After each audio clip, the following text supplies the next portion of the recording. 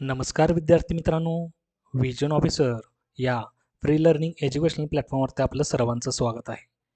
आजच्या व्हिडिओमध्ये आपण विज्ञानाच्या विविध शाखा या GKच्या घटकावरील प्रश्न आणि त्याची उत्तरे पाहणार आहोत.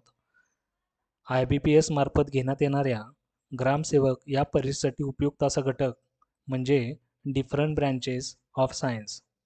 IBPSच्या कोणत्याही एक्झाममध्ये यावरती 1 ते 2 मार्काचा प्रश्न विचारलेला आहे. चला तर पाहूया different branches of science. Acoustics, ध्वनी आणि ध्वनींचा लहरींचा अभ्यास. एरोडायनामिक्स, हवेतील गतिमान शरीरावर क्रिया करणाऱ्या शक्तींचा अभ्यास. ॲग्रोस्टोलॉजी म्हणजे गवताचा अभ्यास. एरोनॉटिक्स, उड्डाण क्रियाकल्पांच्या अभ्यासाशी संबंधित असे शास्त्र म्हणजे एरोनॉटिक्स. ॲग्रोनॉमी हे माती व्यवस्थापन आणि पिकांच्या उत्पादनाचा अभ्यास. ॲनाटॉमी, प्राणी मानवी शरीराच्या संरचनेचे विज्ञान. आर्थोलॉजी, सांध्यांचा अभ्यास. ॲपिकल्चर, मधासाठी मधमाशीचे संगोपन. अँथ्रोपोलॉजी, उत्पत्ती विकास आणि भूतकाळातील आणि वर्तमान मानवाच्या संस्कृतीमधील संबंधाचा अभ्यास. 10वा आहे अँथॉलॉजी, फुले आणि फुलांच्या वनस्पतींचा अभ्यास.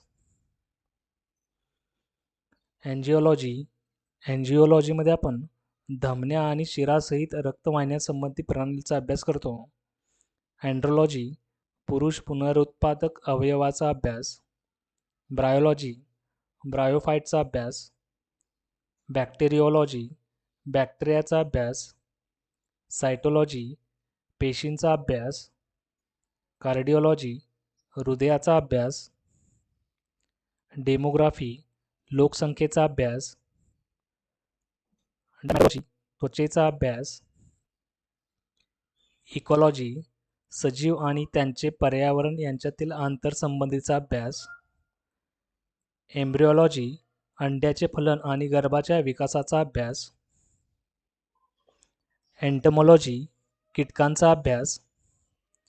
एक्झोबायोलॉजी, अंतराळातील जीवनाच्या शक्यतेचा अभ्यास. फ्लोरिकल्चर, फुलांसाठी वनस्पतीची लागवड याचा अभ्यास. जेनेटिक्स, आनुवंशिकतेच्या वैशिष्ट्यांचा आणि प्रसाराचा अभ्यास. गायनेकोलॉजी, स्त्री पुनरुत्पादक अवयवाचा अभ्यास.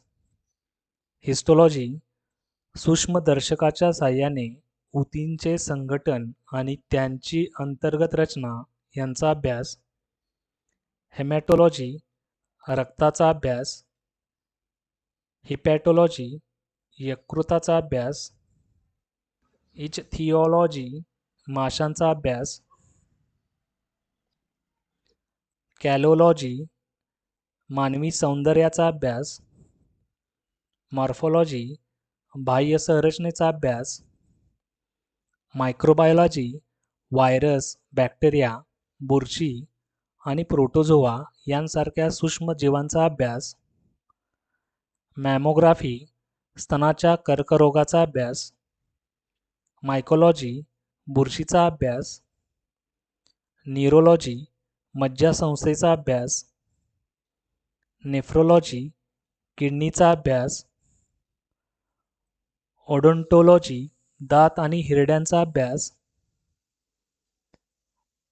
ऑस्टिओलॉजी, हाडांचा अभ्यास.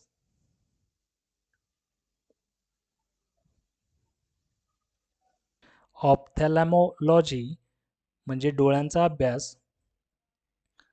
पॅलेंटिओलॉजी, जीवांचा अभ्यास. फिजिओलॉजी, जीवाच्या विविध प्रणालींचा अभ्यास. पॅथॉलॉजी, रोग, परिणाम, कारक घटक आणि रोगजनकांचे संक्रमण यांचा अभ्यास.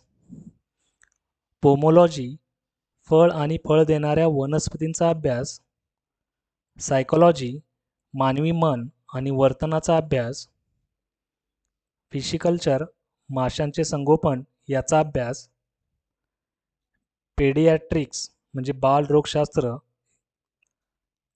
ऑन्कोलॉजी, म्हणजे कर्करोग आणि ट्यूमर याचा अभ्यास.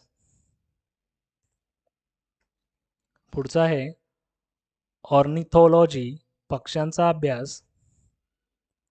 रायनॉलॉजी, नाक आणि घाणेंद्रियांच्या अवयवांचा अभ्यास. सोनोग्राफी, अल्ट्रासाऊंड इमेजिंगचा अभ्यास. टॅक्सोनॉमी, जीवाचे वर्गीकरण, नामकरण आणि ओळख यांचा अभ्यास. वेटरनरी, पाळीव प्राण्यांची आरोग्य सेवा आणि उपचार यांचे विज्ञान. आणि शेवटचा आहे झूलॉजी, म्हणजे प्राण्यांचा अभ्यास. होमवर्कसाठी तुम्हाला काही प्रश्न आहेत, त्याची उत्तरे तुम्हाला कमेंट बॉक्समध्ये द्यायचं आहे.